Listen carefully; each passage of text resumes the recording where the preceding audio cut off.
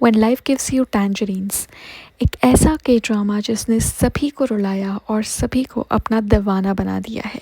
तो चलिए शुरू करते हैं कहानी की शुरुआत होती है ओल्ड एज होम से, जहाँ पे सभी बुजुर्ग पोयम लिख रहे होते हैं। वहीं हमारी मेन लीड दिखाई जाती है हमें, जिसका नाम एसुन है।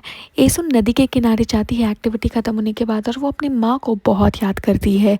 वहाँ पे जाने के बाद हम देखते हैं एसुन फ्लैशबैक में चली जाती है और हमें दिखाया जाता है एसुन का बचपना, जब वो छोटी बच्ची थी। वो ज़ोर ज़ोर से अपनी माँ को बुलाती है।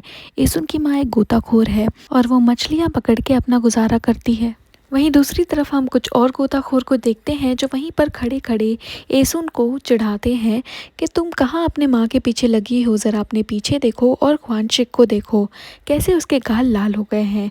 वो देखकर एसुन चिढ़ जाती है। वहीं दूसरी तरफ एसुन की माँ की बहस हो जाती है बाकी गोताखोरों से, और बाकी गोताखोर बातों बातों में उसे ये कहते हैं कि तुमने 2 शादियाँ कर रखी हैं। तो इससे हमें ये पता चलता है कि एसुन की माँ की 2 शादियाँ हुई हैं और एसुन उसके पहले पति की बेटी है। और हमें ये भी पता चलता है कि एसुन के माँ के जो दूसरा पति है वो बहुत ही निकम्मा है। वो कोई काम धंधा नहीं करता है और सारा खर्चा एसुन की माँ को अकेले ही उठाना पड़ता है। उसके बाद एसुन अपने माँ के साथ घर चले जाती है, जहाँ हमें पता चलता है कि एसुन अपने माँ के साथ नहीं रहती है, बल्कि वो अपने पापा के फैमिली के साथ रहती है।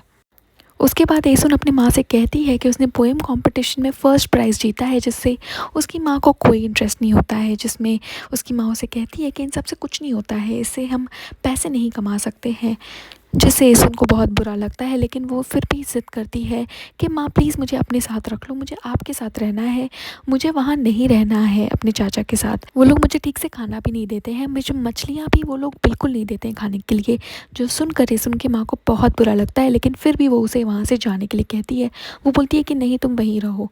असल में एसुन की माँ को डर है कि कहीं एसुन की ज़िंदगी उसकी वजह से बर्बाद ना हो जाए, क्योंकि वो इतने पैसे नहीं कमा पाती है जिससे वो एसुन को एक अच्छा भविष्य दे पाए।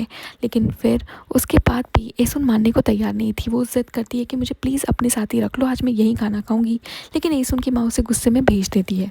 पार्ट 2 के लिए आप भी फॉलो करें।